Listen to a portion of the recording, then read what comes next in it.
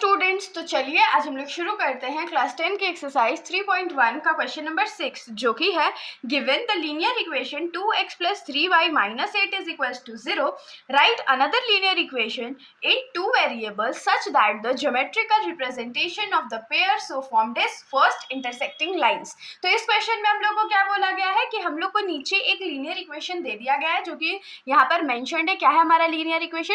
2x + 3y - 8 = 0 है। अब इसके अकॉर्डिंगली हम लोग को एक दूसरा linear equation in two variables लिखना है, ताकि ये दोनों के बीच में जो रिलेशन हो कैसा हो जाए, इंटरसेक्टिंग लाइंस का हो जाए। तो किसी भी इक्वेशन को इंटरसेक्टिंग लाइंस बनाने से पहले सबसे इंपॉर्टेंट चीज जो हम लोगों को पता होनी चाहिए वो क्या है, उन इंटरसेक्टिंग लाइंस का क्राइटेरिया या कंडीशन क्या होता है। तो इंटरसेक्टिंग लाइंस का जो कंडीशन है वो क्या रहता है, तो a1/a2 जो है वो b1/b2 के बराबर नहीं होना चाहिए। a1/a2 जो है वो b1/b2 के बराबर बिल्कुल भी नहीं होना चाहिए। ये आप लोगों के एनसीईआरटी बुक में दिया हुआ है। तो अब हम लोग का जो इक्वेशन है जो हम लोग को गिवन है वो क्या है, 2x + 3y - 8 = 0। तो यहाँ पर हमारा जो a1 का वैल्यू है, मतलब हियर a1 का वैल्यू क्या है, 2 है, और b1 का वैल्यू क्या है, 3 है, और c1 भी है, तो c1 का वैल्यू क्या है, -8 है। तो हम लोग को कुछ ऐसा कंडीशन निकालना पड़ेगा या ऐसा इक्वेशन लेना पड़ेगा ताकि a1 का जो वैल्यू है वो b1 के वैल्यू के बराबर बिल्कुल भी ना हो। तो अब इसको हम लोग क्या ले लेते हैं, let the another equation B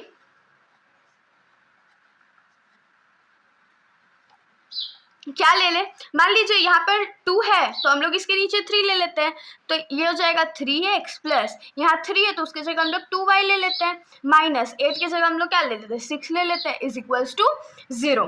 तो यहाँ पर से हम लोग को a2, b2 और c2 का वैल्यू मिलेगा ना। तो हियर a2 = क्या हो गया, 3 हो गया, b2 = क्या हो गया, 2 हो गया, एंड c2 क्या हो जाएगा, उसका वैल्यू तो -6 हो जाएगा।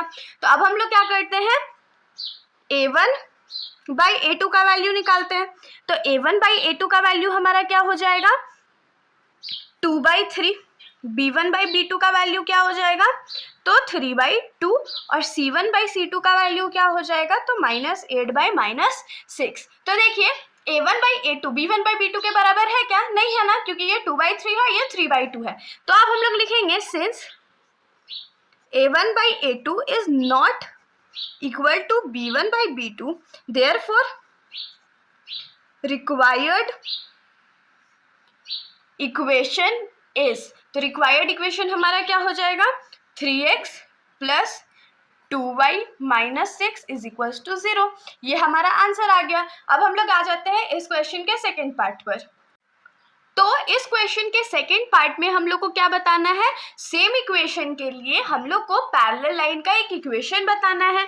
तो हमारा इक्वेशन क्वेश्चन के मुताबिक क्या था, तो 2x + 3y - 8 = 0 था ना। और यहाँ पर हमारा a1 का वैल्यू क्या है, 2 है, b1 का वैल्यू क्या है, 3 है, और c1 का जो वैल्यू है वो क्या है, -8 है। और पैरेलल लाइन के लिए हम लोगों को कंडीशन भी चाहिए होगा। तो हम लोग यहाँ क्या लिखेंगे, condition for parallel line. Condition for parallel line हमारा क्या होता है, a1/a2 = b1/b2 तो होता है, लेकिन वो c1/c2 के बराबर बिल्कुल भी नहीं होता है। अब देखिए हम लोग इक्वेशन इसके लिए सोचेंगे कैसे, जैसे a1/a2 है तो अगर हम लोग सेम वैल्यू ले ले तो वो कट करके तो 1 होगा, और b1/b2 के बराबर करना है तो सेम वैल्यू हम लोग लेंगे तो वो कट करके 1 हो जाएगा। और बाकी हम लोग को c1/c2 के बराबर उसको नहीं करना है, तो कोई भी उटपटांग सा वैल्यू हम लोग ले लेंगे। जैसे कि हम लोग समझ सकते हैं या ले सकते हैं, let another equation be. Next equation हम लोग क्या ले लेते हैं, 2x + 3y। सेम लिया हमने x और y का वैल्यू, ताकि जब हम लोग उसको कट करें ऊपर नीचे तो वो 1 आ जाए। माइनस यहाँ पर 8 है तो हम लोग 8 की जगह क्या और ले ले, 12 लेके देखते हैं। तो हम लोग 12 ले लेते हैं, = ये 0 हो जाएगा। तो यहाँ पर से हम लोग को a2 का वैल्यू क्या मिलेगा, 2 मिलेगा, b2 का वैल्यू क्या मिलेगा, 3 मिलेगा, और c2 का वैल्यू क्या मिलेगा, तो -12 मिलेगा। तो अब हम लोग क्या करते हैं, वैल्यू निकाल लेते हैं। तो देयरफॉर a1/a2 का वैल्यू क्या हो जाएगा, 2/2, जिसको अगर हम लोग कट कर दे तो क्या हो जाएगा, 1/1 हो जाएगा। फिर b1/b2 का वैल्यू निकाल लेते हैं, तो b1/b2 का वैल्यू क्या हो जाएगा, 3/3, जो कि कट करके 1 हो जाएगा। 1/1 देखिए यहाँ पर से हम लोग को a1/a2 b1/b2 के बराबर मिल गया है। अब हम लोग c1/c2 का वैल्यू निकाल लेते हैं, तो c1/c2 क्या हो जाएगा, तो -8/-12, माइनस माइनस कट गया, 4 के टेबल में ये 2 बार में कट गया, 4 के टेबल में ये 3 बार में कट गया, तो ये क्या आ गया हमारे पास, 2/3 आ गया।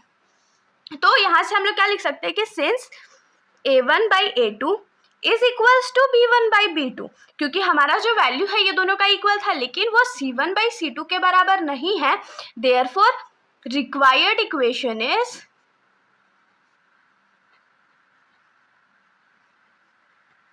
क्या था हमारा रिक्वायर्ड इक्वेशन, तो 2x + 3y - 12 is equals to 0। ये हमारा सेकेंड पार्ट का आंसर हो गया। अब हम लोग आ जाते हैं इस क्वेश्चन के थर्ड पार्ट पर। तो इस क्वेश्चन के थर्ड पार्ट में क्या है, कोइंसिडेंट लाइन। तो कोइंसिडेंट लाइन जो है उसको बनाने के लिए हमारा जो कंडीशन होता है वो क्या रहता है, तो a1/a2 जो होता है वो b1/b2 के बराबर होता है, और वो आगे c1/c2 के बराबर भी होता है। तो यहाँ पर क्या है, एकदम सेम वैल्यू भी लेगा तो चलेगा। तो हमारा जो इक्वेशन क्वेश्चन में गिवन था वो क्या था, 2x + 3y - 8 is equals to 0 था। तो यहाँ पर a1 का वैल्यू हमारा क्या है, 2 है, b1 का वैल्यू 3 है और c1 का वैल्यू -8 है। तो इसके कोरस्पॉन्डिंग वैल्यू ही कुछ हम लोग ले लेते हैं, जैसे कि मान लीजिए सेम वैल्यू हम लोग नहीं ले सकते, क्यों, क्योंकि तो फिर वो तो सिंगल लाइन हो जाएगा, तो सिंगल लाइन थोड़ी हम लोग को ड्रॉ करना है। तो हम लोग क्या करते हैं, पूरे इक्वेशन को 2 से मल्टीप्लाई कर देते हैं। तो आप लोगों को मन में इसको मल्टीप्लाई कर लेना है। तो हम लोग लिखेंगे let the another equation be. Another equation को हम लोग क्या मान लेते हैं, जैसे 2 2 जा 4 होता है, तो 4x + 3 2 जा 6y - 8 2 जा 16 इज इक्वल्स टू 0 हो गया ना। तो यहाँ से हम लोग क्या निकालते हैं, a2 का वैल्यू। तो a2 का वैल्यू क्या है, 4 है, b2 का वैल्यू क्या है, 6 है, और c2 का वैल्यू क्या है, तो -16 है। तो अब हम लोग यहाँ पर क्या लिखेंगे, देयरफॉर a1/a2 का वैल्यू क्या हो जाएगा, 2/4 हो जाएगा, जो कि कट करके 1/2 हो गया। उसके बाद b1 निकालते तो वो क्या है, 3, तो 3 1 जा 3, 3 2 जा 6, तो ये क्या हो जाएगा, 1/2। यहाँ से b1/b2 का वैल्यू जो है वो तो हमारा सेम आ गया। अब हम लोग आते हैं c1/c2 के वैल्यू पे। तो c1/c2 इज इक्वल्स टू क्या हो जाएगा, -8/-16, तो माइनस और माइनस कट गया, 8 1 जा 8 और 8 2 जा 16। तो देखिए तीनों का वैल्यू सेम आ गया ना। तो हम लोग लिखेंगे कि since a1/a2 is equals to b1/b2 which is further equal to, therefore required equation is, required equation हमारा क्या हो जाएगा, 4x + 6y - 16 is equals to 0। ये हमारा आंसर हो गया। तो इसके साथ हमारा जो सॉल्यूशन है यहीं पर ख़त्म हो जाता है। अगर आप लोगों को वीडियो अच्छी लगी हो तो वीडियो को लाइक कर दीजिएगा, और मेरे चैनल को बिना सब्सक्राइब किए कहीं मत जाइएगा। Thank you.